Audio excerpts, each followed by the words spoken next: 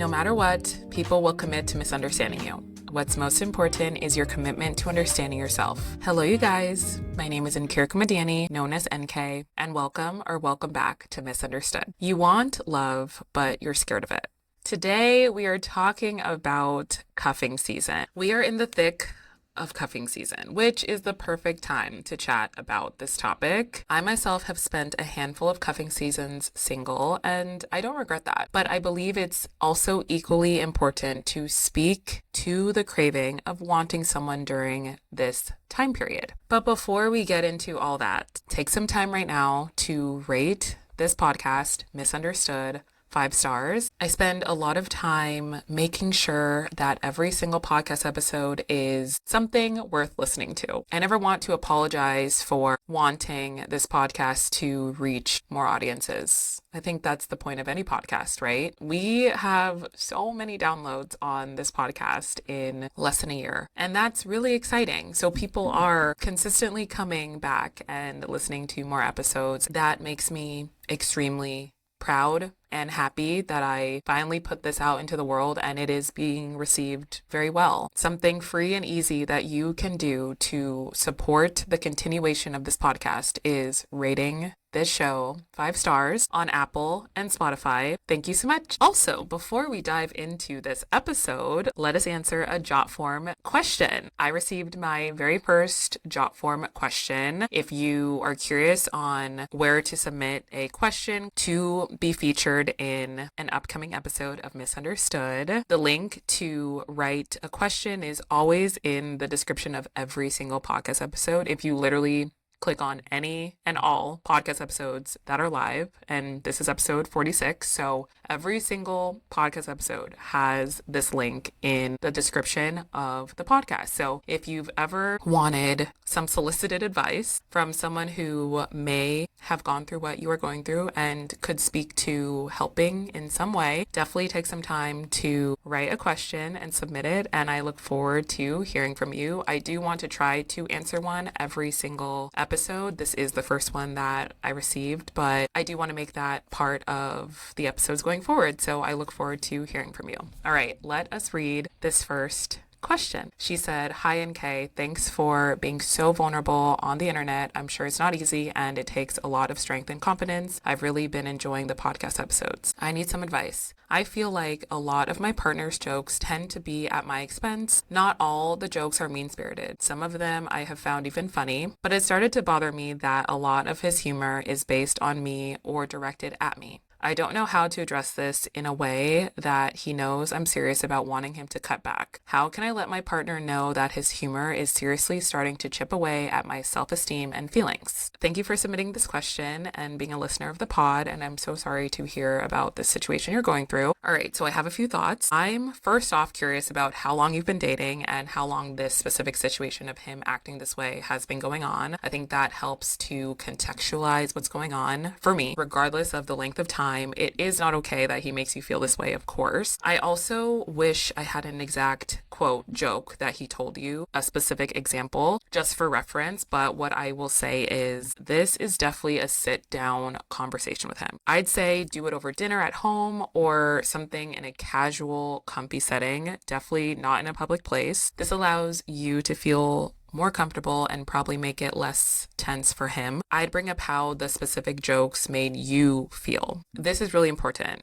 A lot of times when people confront somebody about something that's bothering them, I've done this before as well, their first mistake is directing blame to the other person, which instantly puts them on defense. Even when you're in the right, it still will put anyone in defense mode. So using I statements are the way to go. I feel this way from this comment. I would like to not feel this way. I want us to blank. Using I statements will go over way better than pointing the finger. Also, something I've done with any conversation I've ever had that was uncomfortable or hard or confrontational in any way, shape, or form, I've always written down talking points for myself. I tend to get very flustered in real life, and then I forget my very valid points that I wanted to express in the moment. And then right after the conversation ends, I am mad at myself because I forgot half of the things that I knew that were the heavy hitters of the conversation. Even if you don't read the list,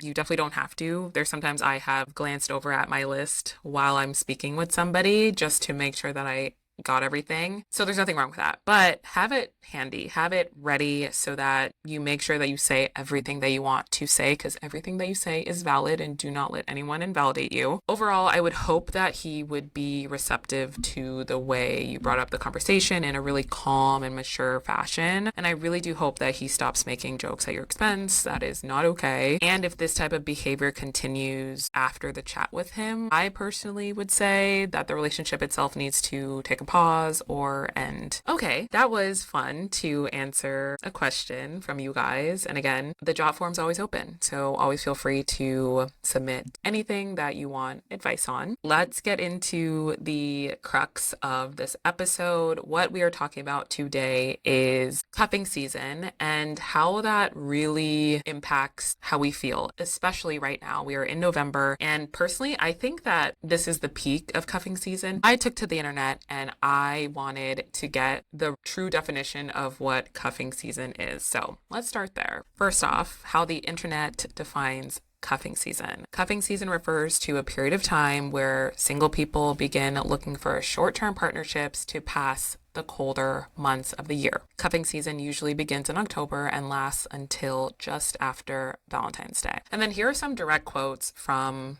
the same article. Quote, cuffing season is when people start to want to be tied down in a serious relationship. Cuffing season is the period between autumn and winter months where finding a boyfriend or girlfriend is suddenly a lot more appealing. It officially starts in September when the weather turns, but it's around now people are putting in a last-ditch effort to be paired up for the colder months if they haven't found a partner yet. I have a lot of feelings towards cuffing season because every single year I feel this discomfort around the season. A lot of things play into that. It is colder, it is darker. We are slowly losing our will to live. It's bleak. It is. Let's just call it what it is. It is tough. Cuffing season feels significantly harder as a single person who doesn't want to just go into a relationship just because of the time of year. That's not the type of girl I am, and I feel like a lot of my listeners are also aligned with me and feel that same exact way. We have this very uncomfortable pressure around us right now to be with somebody, to be dating somebody, specifically in the season. That feeling goes away once the season is over. It is so seasonal. It's so situational, and I don't love it. I never have. But on the flip side of this, why this episode is titled what it is, you want love, but you're scared of it, I want to also talk about the ways that I have felt myself wanting love, but I'm fearful of a lot of components of another person intertwining their life with me. I want to start off by saying I do want a relationship. I do want to get married. I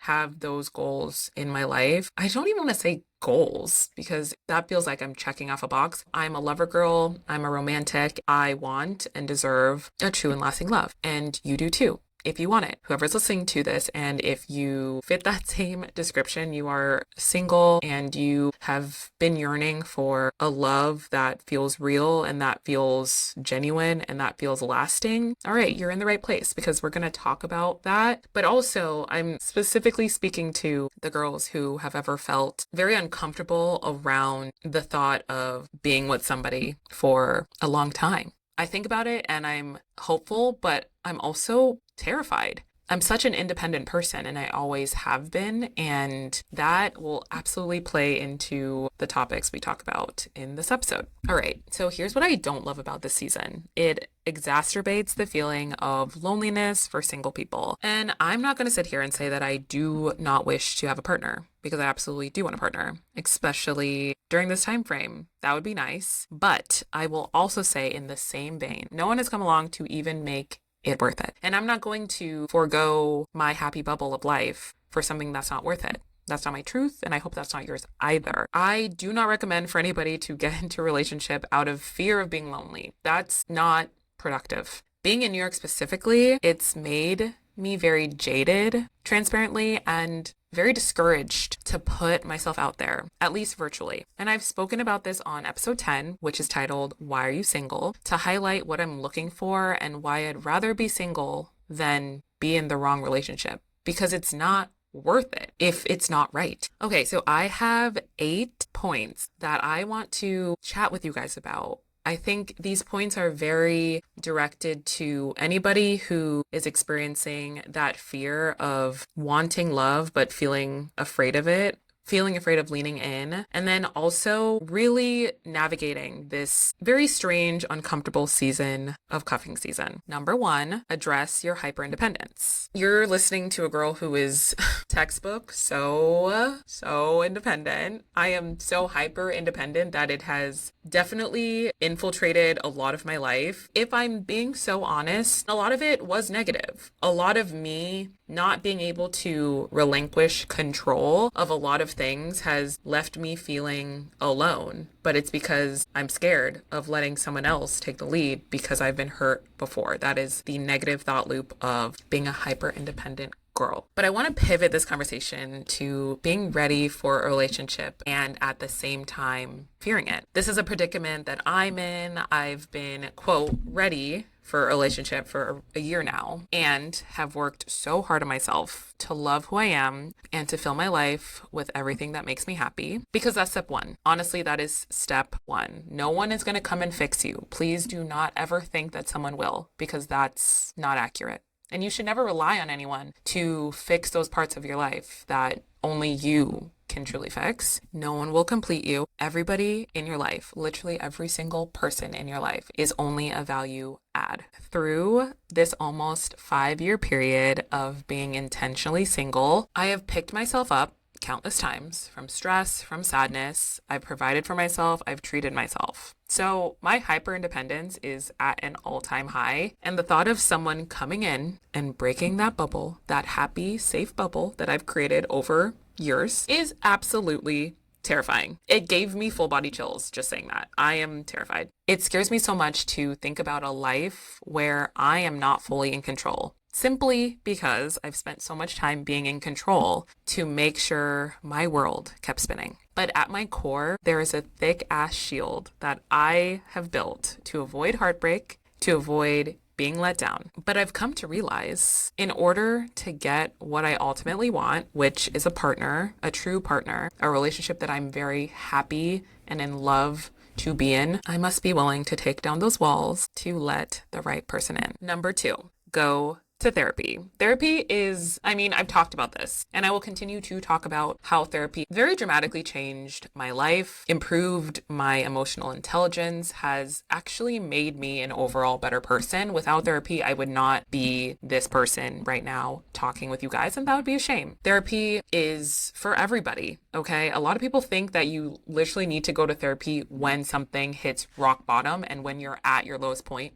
No, that's not true. I started therapy at 25 years old and I did it until 27. And then I moved to New York and then I did therapy for almost a year here in New York. After 3.5 years of therapy, cumulatively, my therapist assessed how my attachment style is due to how I was cared for as a child and growing up. You do not realize until you are an adult, I swear, you do not realize how the negative treatment as a kid bleeds into your adulthood. And it will not leave you until you address it head on. And that's what therapy is literally for. There were so many times where I broke down in tears, ugly, loud sobbing with my therapist in my sessions because she hit a nerve that has not been hit in over a decade. She got to the root of the problem. As hard and as uncomfortable as those sessions were, they really were. I left shaking. Felt like my body hit a factory reset. I felt like all the nerves in my body were on overdrive because I have not had to talk about things that have deeply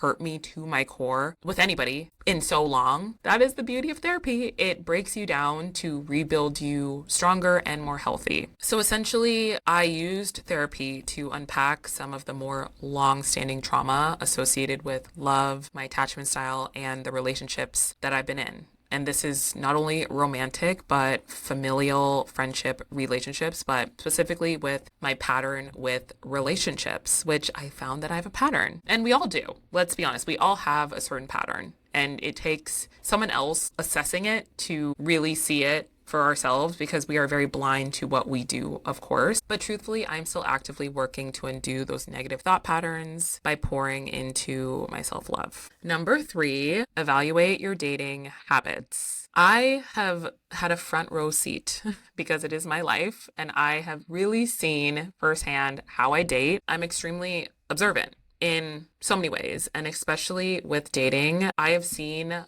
my patterns. I see what I do. I don't just go on a date because I'm asked. First off, because I have standards, and you should too. I've said no to a handful of dates this year. I think I've said no to probably 5 dates this year, but I am also trying to, in the same stride, be more open-minded because I know that I have been extremely strict, like very, very, very, very strict, like, okay, borderline, a little too strict. Fair. I can call that out within myself because I see it. And also I've seen through experience that what's on paper is absolutely not the whole person's story. And of course, duh. And this is why I hate dating apps, because we are all so jaded by what we see, because that's all we're going off of with these dating apps, which is why I hate them so much. I know for myself, I have some cute pictures and like some funny prompts, but like I am so much more than that goddamn app. I'm so much more than my profile. I have so much light and so much love and so much depth that you will never get on any app. Most guys don't even fucking try and don't even want to engage with you to even get there. Okay, you're missing out on something great, but I digress. I've dated a lot of guys who had a common theme of not being providers. So we are doing a hard pivot. It's important for me to really be honest with myself. There's things that I want in a person. So why am I continuously dating certain people who do not have what I want? So now, back to the common theme, not being providers, which is essentially not having a defined career and earnings to match. I need somebody who is ambitious, and I need somebody who essentially has their shit together. Obviously, that is a very vague statement. And here's the misunderstanding here. I don't think that there are guys listening to this podcast. I really don't. And I really hope that everyone who's listening is a true girl's girl. And even if you don't fully agree with this statement, that's okay. Because remember, we can all have our wants and we can all have traits and things in guys or in people that we want in a partner. No one can tell me I'm wrong, and I can't tell anyone else that they're wrong about what they want. Back to part number 1, it will help me understand that I don't have to be hyper independent all the time. I am in hyper independent mode all the time. When I'm not in control, my world falls apart. Things fall through, or I have an expectation and then I'm let down. I can't do it. I don't want to, and I don't have to. I can seek out the people who fit what I'm looking for to make my life better. That's the point of dating. Like I said, a value add. You are not just dating for shits and giggles. You want a partner in this life, right? You want somebody who will actually add value to your life, not take away or detract from you. I know that I can take care of myself. That is proven in the books, documented. We know that. No refuting that. But I am in no way wrong for wanting a man who has a defined career, who is financially doing well for himself and can provide for a family. There's nothing wrong with that. I have known for a long time the traits that I am looking for in a partner. So then it is up to me to forgo the temporary situations I find myself in with these guys who I've dated in my past. It is up to me. No one can tell me this. I need to tell myself this in order to make space for the type of guy I want. It's in my little vault, but I do have a very long list. I hand wrote an entire list of traits in my ideal guy. I have it, and maybe, just maybe, I will integrate it into a future episode. Who knows? The point being, I know this about myself, and I've known it for a while, so why am I going into situations, and rather, why am I continuously dating certain people that I know don't have what I want? That's unproductive. So let that be your sign. I don't do that anymore for the most part. This was definitely 2024 and in the past, but it's something that I'm being very, very strict on because it's what will benefit me, and that will also make my dating habits stronger, better, and my dating sphere more fruitful. That's the goal. So if you are in the same boat as me, here's my advice. I know this season can be so emotionally tough. Believe me, I know. Remember, I've spent almost 5 years single, intentionally, but the winter seasons, this season, cuffing season, can be tough. But please do not let your standards fall because you're lonely. It's 3 to 4 months of your life. It's not the end of the world if you don't spend the season with someone in your bed. Trust me. The world will keep on spinning. It will, I promise. Hot take, but I'd rather find someone outside of this time frame to truly know that our connection is standing on its true merit rather than having any inkling it may be a result of just wanting someone during cuffing season. That is my truth. It feels disingenuous. That's not the case overall. What if I find someone absolutely incredible in December? Who knows? I'm not writing that off, but I'm just saying this cuffing season, whole BS, it just really jades me from thinking that this season is a fruitful time to meet someone personally. But again, I could be proven wrong tomorrow. But just remember that you're a prize, not a to-do list. Number 4, avoid toxic past situationships. This story has been in the vault for almost 2 years now, and it is time to talk about it. I think we're going to do the streamlined version of it. He will definitely make his way into future episodes because there's so many parts to it. It's quite complex, but what I will say here is the story of how I dated a bartender in New York City. This was the first person I dated in New York City after moving here. I moved here in beginning of 2023, and I met him in July of 2023. So I was only here in New York for 4 months. We obviously met at the bar, but I will save you all of the fluff and we're just going to jump to the end because, like I said, he was toxic in the end and we're not going to romanticize him on this podcast. It took me a very long time to not only realize it, but to walk away from it. Things got bad with him. I was scared and I didn't know how to navigate it because part of me actually did love him. I will admit that. When you love someone, it's really hard to walk away. It's really easy for you to forgive negative behavior. I'll be honest, relapses did happen. After we ended things in 2023, a relapse happened in 2024 and I thought things were going to be better. I really did. And hey, maybe this is me being an optimist and wanting and wishing. I do wish the best for everybody and in every situation. I really do, which is why I gave him actually so many chances. But in 2024, I had to cut it off because he really pushed his luck with me. I was so forgiving for so many things, for him drinking too much, for him saying mean things about other people and me sometimes. Then he would turn around and love bomb me, quite literally love bomb me, send me a ton of cute messages and call me a bunch and leave voicemails and show up to my apartment. And it was so sporadic, it was so chaotic, and it was toxic. That is toxic. That is not the way to live, and that is not a healthy relationship in any respect. If someone respects you, they will show you, not tell you. And he was doing a lot of talking and not a lot of healthy action, which inevitably led to the end of that situationship. Let that be a very clear sign for you guys to avoid any and all toxicity when it comes to relationships. But I think specifically situationships is what we need to focus on because that's what I think about when I think about a cuffing season situation with somebody who you're involved with. Most times it ends up being a situationship. It is for a stint of time, say 3 to 4 months, and then they move on or you move on, but was it worth it? Hey, sometimes I can justify a few of them, a few actually really fruitful few months with guys that made me happy. And although we weren't meant to be together, the memories and the time that we spent were very fruitful and I don't regret it at all. But you know what I'm talking about. The ones that are not worth it and the ones that are actually a waste of time and also not good for you, please avoid them at all cost, especially this season. Number 5, hang out with other single friends. I think it is very important to have friends who are in the same stage of life that you are. It really is important. You have someone inevitable to bond over and you can pour into each other and your friendship rather than sulking about boys. There's so much more to us than boys. Most of my friends are single and it's actually been really comforting to hear their personal takes on this season, how they're navigating it, and for us all to help each other get through this season. Number 6, go on apps only if you are emotionally ready for it. Listen to me closely. Only if you are emotionally ready. You have to be honest with yourself on this one. It's not healthy. It is really not healthy to go onto the apps and mindlessly swipe, or even worse, desperately swipe. Do not be desperate. You are not desperate. You are better than that. I'm not ruling out that good can come from the apps because I actually know a lot of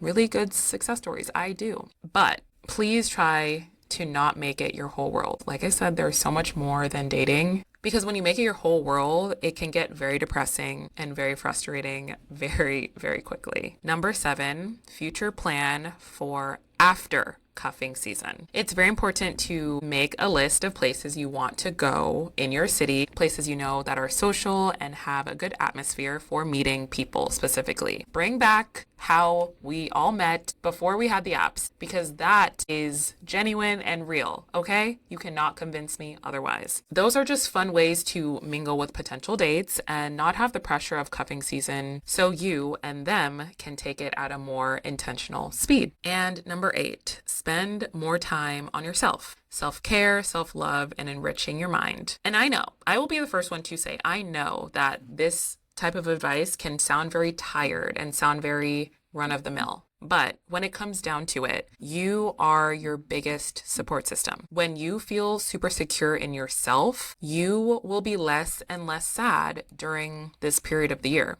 Wanting love is absolutely normal and encouraged. I think that's the misunderstanding here. People think that a high amount of self-love means you're not looking for a partner, which is absolutely untrue. Because I, like many of us, are romantics. We are lover girls, and we want to find someone who pairs well with us and we can truly lean into and trust. There's absolutely nothing wrong about that, but finding those gems are not easy. So instead of fearing this time frame of being potentially alone, embrace the fact that you are taking care of yourself. That love you so crave is out there and coming for you. I really hope this episode hit the way it needed to. I think it's really important to talk about the uncomfortable parts of life, and this is one of them. This is something that I have felt really uncomfortable about because I feel like I'm missing out. I always do feel like I'm missing out during this season, but then I remember everything I just said. What's meant for you will never miss you. Your perfect person and your ideal love is either you haven't met them yet or you have not been in the right mindset to receive them. It's one of those two things. So please keep that in mind as you go through this season. I know that social media can be tough around this time. So I highly urge you to pour into yourself and pour into the people who you trust, and you can navigate this time together. And you always have this podcast episode. Listen to this whenever you might feel down or might feel sad or lonely. Because no matter what, no matter who, what, when, where, why, I am here for you. And with that, thank you so much for listening to another episode of Misunderstood. Remember to rate the podcast 5 stars on Apple and Spotify and follow it wherever you're listening. Join our Geneva group chat. It is always linked in the description of every single podcast episode. Remember to leave a question or anything you want advice on in our jot form, also linked in the description. Hang out with me on my other socials, TikTok, YouTube, Instagram, and Pinterest at NK Madani, and I will talk to you guys in my next one.